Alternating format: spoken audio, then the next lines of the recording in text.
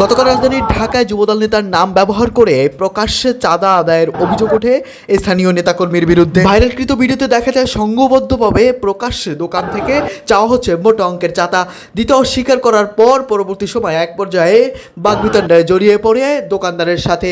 এমনই একটি অভিযোগের ভিডিও সামাজিক যোগাযোগ মাধ্যমে ছড়িয়ে পড়েছে। ভুক্তভোগী দোকানদার জানায় দীর্ঘ মোটা অঙ্কের টাকা তার কাছে চাঁদা দাবি করেন। চাঁদা টাকা না দিলে বন্ধ করে দেওয়া হবে দোকান এবং তা হয় প্রাণনাশের হুমকি।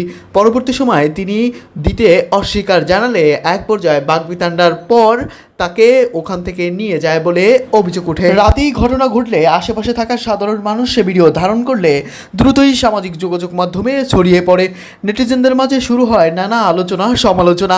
কেউ কেউ বলেন শুধু রাজধানীর ঢাকা নয়, বাংলাদেশের নানা প্রান্তরে কখনো যুবদল নেতার নাম ব্যবহার করে, কখনো টোলের নামে, আবার কখনো সিএনজি স্ট্যান্ড থেকে নেওয়া হয় মোটা অঙ্কের এভাবে চাঁদার টাকা দিতে অস্বীকার করলে বাকবিতণ্ডা, আবার কখনো কখনো প্রাণনাশের হুমকি সহ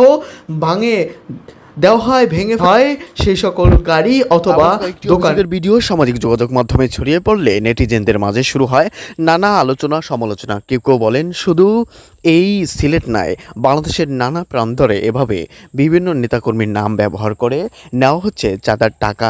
তবে আমাদের সচেতনতা এবং পুলিশকে সঠিক তথ্য দিতে পারলেই কেবল আমরা চাঁদাবাজি থেকে মুক্তি পেতে পারি।